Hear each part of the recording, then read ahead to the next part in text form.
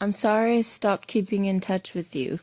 I didn't want to write you. I didn't want to put words to the paper. You've left me hanging before. It's the least I could do to pay you back for it. I didn't want to explain that, maybe partially because I don't know who, if, and what, or if you told anyone about me writing you in prison. I didn't want to write that I'm not convinced of your honest intentions to get right with me. I didn't want to write that I'm not sure some of the bad things that happened to me recently or a long time ago I feel like could have possibly been connected to the works of your doing, a setup, or that there may have been some foul play with the police officers in the past delivering your letters. What I mean is that something bad is going on and I don't know who is behind it, and I didn't want to write to you about it because I didn't want to tell you. I didn't want to point the blame at you, at anyone in particular, or that I didn't want to tell you that you're a suspect in allowing or causing it. I thought maybe just color a picture to let you know I still care and I know you're scheduled to get out in a couple weeks. Maybe it would just be easier try to explain to you. I called the prison and asked them, and they said if you're indigent, you can get a couple stamps a week. But you weren't writing me back except once a month if I sent you money. Last May or May 2019, I stopped sending you money because I've needed it for myself because of what happened with the church after service when I was stalked and sexually assaulted. Before that, I was doing good walking. I was healthy and eating right, and I was starting to lose those extra stubborn pounds. That was extremely embarrassing and hard on me. I stopped losing weight and started gaining weight, and I didn't want to talk to you about it because I've, for one, always been a little pudgy, and you've always been slim, and I'm embarrassed about it. So I didn't hear from you for 6 months. So the last time I heard from you was about 7 months ago. You sent the Hello Kitty card. I really enjoyed it, but there was something unnerving about it, about the situation about it. It scared me, to be honest. I hadn't heard from you in 6 months. I was flirting online with somebody. It started very casual and meaningless. He doesn't show his face, but he's a singer and has a lot of fans, but he's not a celebrity. Then I got to noticing a few things about him. Did I actually meet him before? I confronted and asked him online, and without directly admitting to it, he indicated that he was who I thought he was. A guy who sometimes I call Xavier, who filled in playing the piano and keyboard at the church I went to in Connecticut. I want to say I didn't like him. He was stuck up, but he played the keyboard the day I got baptized, a member of the church, and that was sort of special. And later there was a situation. He wanted to have sex with me in the shower, but his girlfriend was upstairs, and I was on my way out the door to go to work. He approached me. He was random, awkward, unrecognizable, inconsiderate, but I kind of had feelings for him. I don't even know. I only met him a few times. I didn't know him, but I might not say much more about you. I guess you and me were definitely way closer, so I'm meaninglessly flirting. I mean, not really flirting, just kind of fangirling with this anonymous singer. And then it turns out he may not have been so anonymous. Turns out to be Xavier from Connecticut. Well, that conversation is unfolding online. After 6 months not hearing from you, I receive your card that has X's and V's like Xavier. It looked like it could have actually spelled Xavier cut into the card like Connecticut. Connect, I cut. Then the Hello Kitty was wearing a pink shirt with cuffs, and I have a pajama set that was exactly like it. And I was outside wearing that on Christmas when I started talking to Xavier online, or whoever the hell he was. I think I got your card right after New Year's. And when I got your card, he stopped talking to me and started blocking me online, like as if he had been threatened or told to stop talking to me or something. It was strange. It was complicated. That reopened an old wound that never really healed because I didn't have closure. But how could you have known? How could you have known about Xavier from Connecticut or about my pajamas? That was the same as Hello Kitty on the card you sent. How could you know unless someone was spying on me for you, or unless things were not the way it seems? Could it have just been a coincidence, or were you or is somebody close to you out to get me?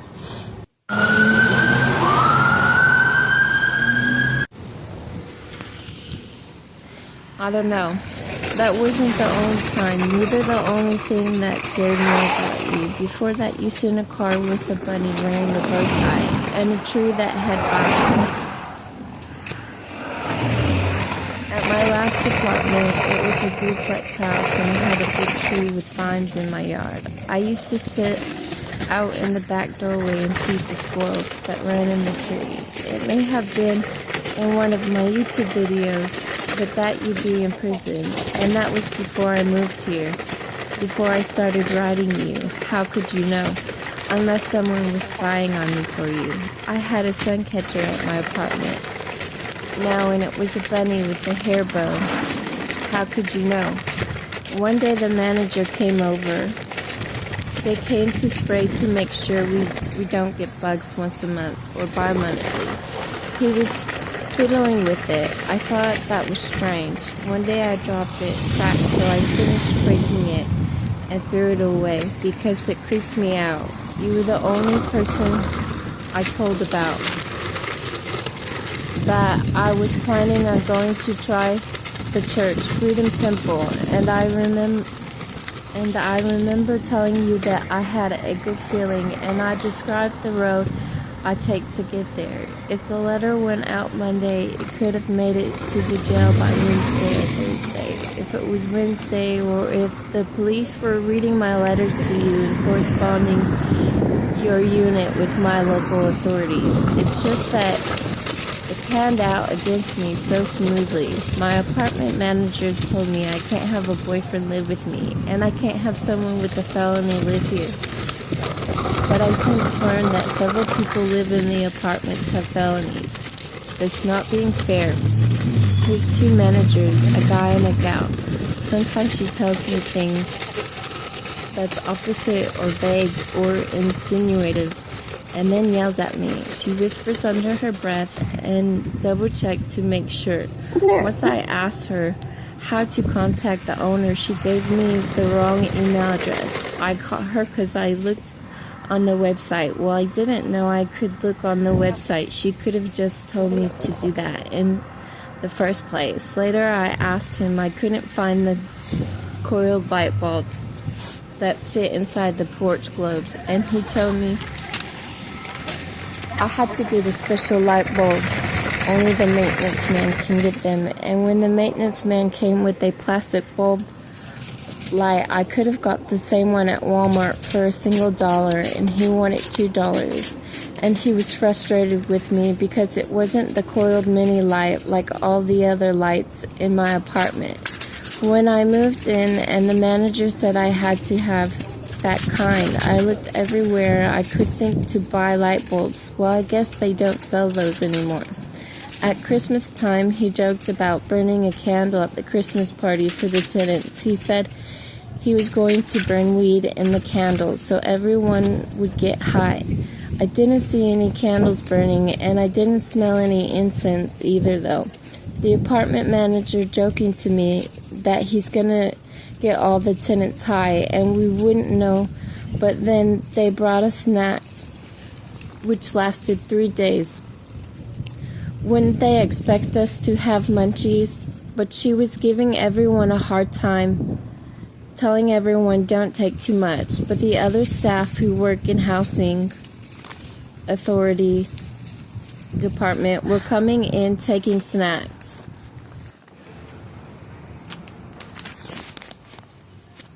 And I thought that was okay, except the manager was swatting everyone's hand about small plates. I just mean because it was for us, the tenants, and the staff already had their Christmas party. They went to their Christmas party and they were bragging about going to the most expensive restaurants and ordering the most expensive meals. Another time he was sashaying about being high off of his new medication from his therapist, and that went on for a week. And during that time, I saw him pill seeking from the other employees and another lady giving him pills. Then he was driving us to the store high. They used to take us once a month to Walmart, but they don't do that anymore since the coronavirus this year is stopped. We can't go into the office anymore. We had a community center to play games and do puzzles and watch TV, but it never opened back after they closed for Christmas. So a lot of things, it could be miscommunication, but on the other hand, there's a lot of shade and effort that they put into miscommunicating. She called me a snitch one time under her breath, and I was confused at the time. I thought they were the best apartment managers I ever had. I really enjoyed them, but they proved their facade. That day it was like they changed. They did something bad and got or almost got in trouble, and they were retaliating against me, who had no clue what was going on. Maybe it's just some miscommunicating personas to put me off, but then could they be involved with the assault that happened to me? Come to find out, lots of people in the community have been or witnessed the same type of assault that happened to me. Rape and kidnapping went up. Police being fired have gone down. They're more concerned about burglaries. I read that in some article online. People, if they walk anymore, carry sticks, staffs, mop handles.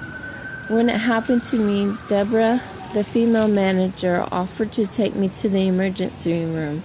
When I told her, the police refused, but then she left me hanging, waiting for her, so I got on the bus. He, Kenneth, the male apartment manager, has a black Impala like the one driving who assaulted me, and it doesn't mean it was him, but is that some trend? It needs to flame down. Kenneth said he used to be a mortician. We had an assistant when we had the community center. Her name was Sharon, and she's black, and she's given me a share of snide, rich black woman racist against white girls remarks. But one day Sharon and Kenneth were joking about Kenneth doing my makeup. And why are they joking about my death? Not funny. That is disgusting. That is going too far. I heard a little rumor, a joke. I wasn't considering that's about Kenneth Bennett, the apartment manager from the housing authority, because he looks like Kenneth Bianchi, who is a famous serial killer, kidnapper, and rapist known as the Hillside Strangler. Bianchi had a wife named Shirley. I met Bennett's wife once or twice. I saw them at Walmart, and her name was something similar. I don't precisely remember. Sherry or Cheryl. Maybe Shirley. I don't know. There was a documentary playing, and it came on. I thought it was the apartment manager and watched it and was like, yeah, I heard that before, but you don't really think they're the same guy? Question. It's my grandpa. I looked up Bianchi, and he don't look the same in his updated prison photos. Bennett looks like Bianchi if he got fat or older. I have a little bit different expressions. It is.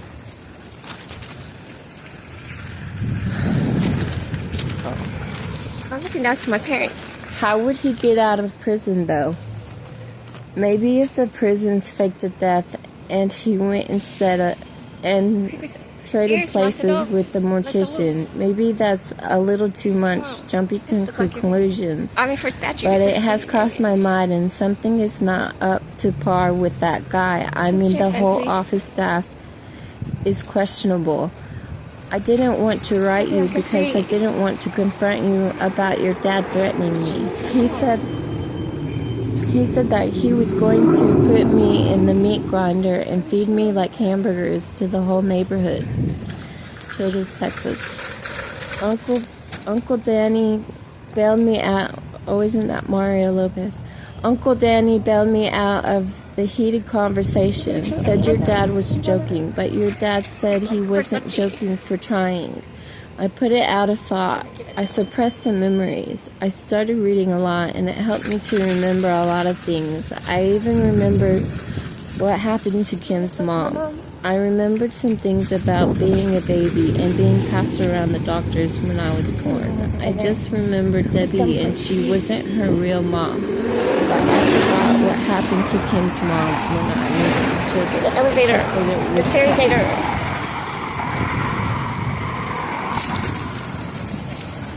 One day I asked him what happened to her mom, and Kim asked me, don't I remember? And I told her no. Just that she disappeared. This one Kim looks like responded that one her from The mom Shining. got sick, but she didn't tell me. The bathroom It attendant. was Kim's birthday, and we had a dance party at her house. We grew up in a trailer park together. Her dad bought a house and moved to the other side of the railroad tracks after it happened. It was getting to be night. She just turned 6 years old. Kurt Cobain. We were in bed, and her dad came home, and her parents That went is to Kurt bed, Cobain and she wanted and the some bathroom more cake, attendant so from The we Shining. snuck to get some cake, but I didn't want any. I even remember the blue frosting flowers. We went back to bed, and her mom came out of the back room to get her dad some cake. He hadn't had any. He'd worked all day. Kim was upset she didn't get the present she wanted, but Kim's mom had shown me she got it, and it hid it under the glass coffee table, edged between two sofas in the corner. I don't remember what the gift was, but I remember the yellow wrapping paper with pictures on it. She'd forgotten to give it to her, and I wasn't supposed to ruin the surprise. I wasn't supposed to tell Kim. And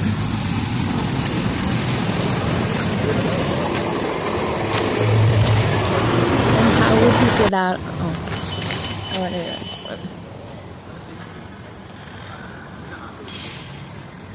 I wasn't supposed to tell Kim, and I encouraged Kim that maybe they got it and forgot to give it to her.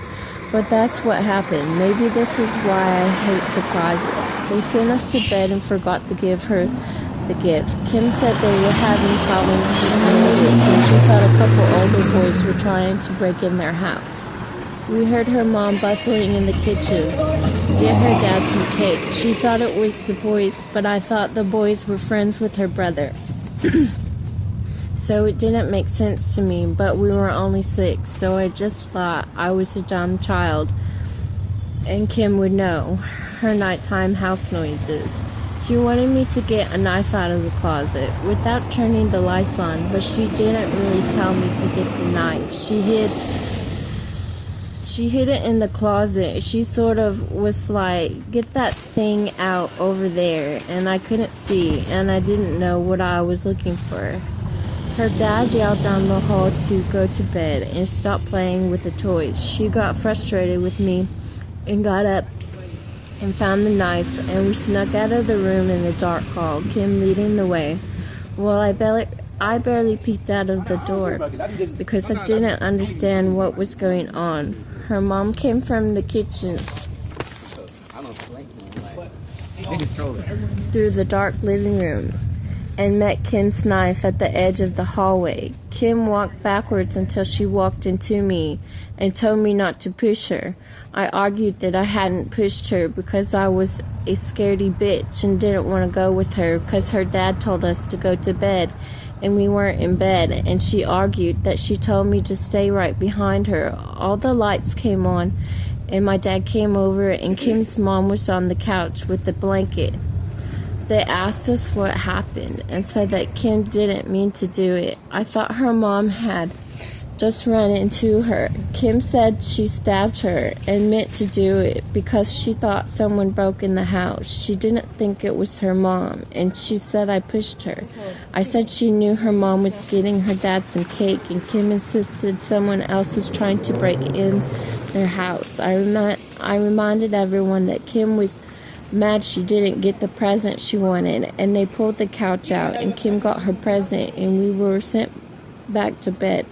I don't remember an ambulance, but I never saw Kim's mom again, and our dads made an agreement to babysit Kim. I don't know how my dad knew Debbie, but I remember hearing my dad, Elijah, talking to Mo, Kim's dad. Talking Mo, Kim's dad, into dating Debbie, Debbie into dating Mo. My dad married them, but before they got together, or when they did, Debbie had 2 kids, Ray and Corey. Debbie was looking for a babysitter before she went to work, but we didn't have school that day, and my dad convinced her we did. So when Debbie went to work, my dad went to Debbie's house to get the boys who had came from an empty school. I also had 2 brothers. My dad drove the 5 of us into the city, an hour away from the tiny town smaller than Childers where we lived.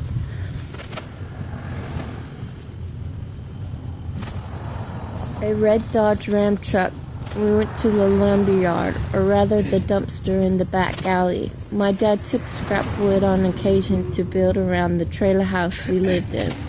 The 4 boys got out with my dad, but I was told to stay in the truck. They were getting in the dumpster and whatever, but I never saw Corey get out. I asked where he was. My dad said he went walking around the block, but we left without him. We went back to Debbie's, and I tried to tell her, but my dad told me to hush and let the grown-ups talk, and for me to go out and play, and Debbie got mad at me.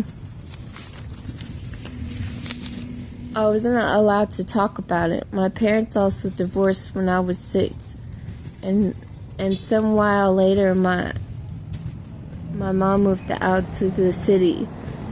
I'm pretty sure now they knew what they were doing to make me suppress memories. My parents tried to get me on disability. They wanted to get me on drugs, but the school really fought for me.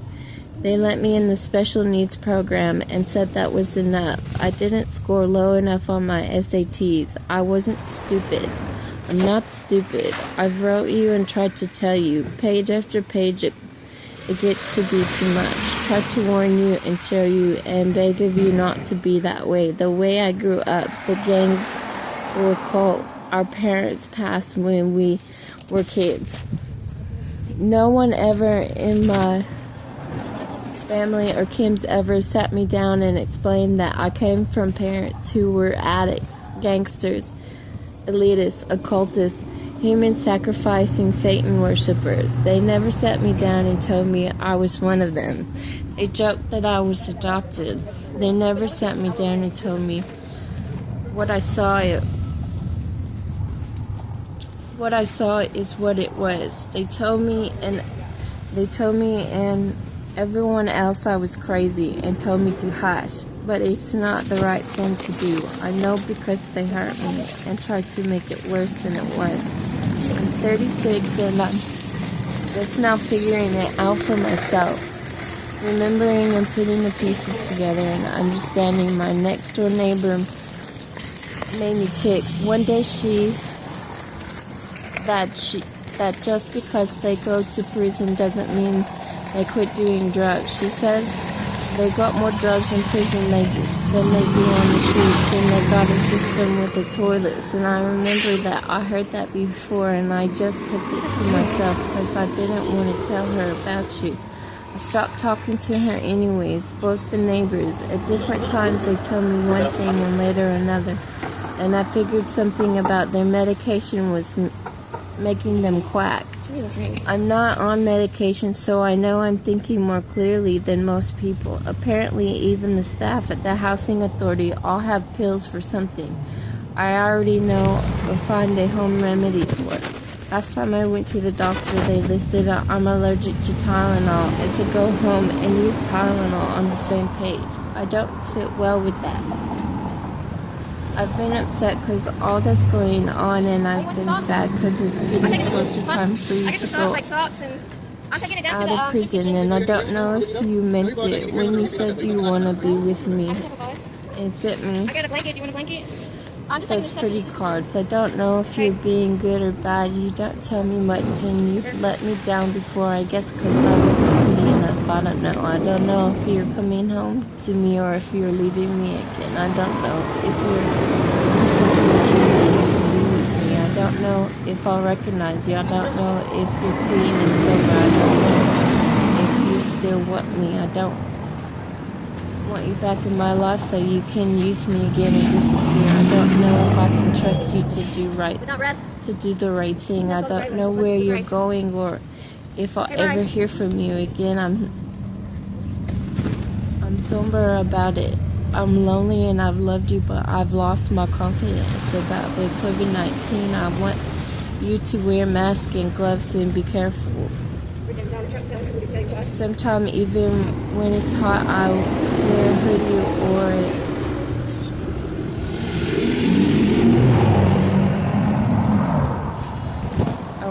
sometimes when it's hot, I wear a hoodie or a headscarf so people don't cough on my head. And I want you to eat oatmeal every chance you can because COVID-19 is a respiratory disease and oatmeal helps you breathe. Ever heard healthy as a horse? What do they feed horses? Oats. Keeps them from getting sick, especially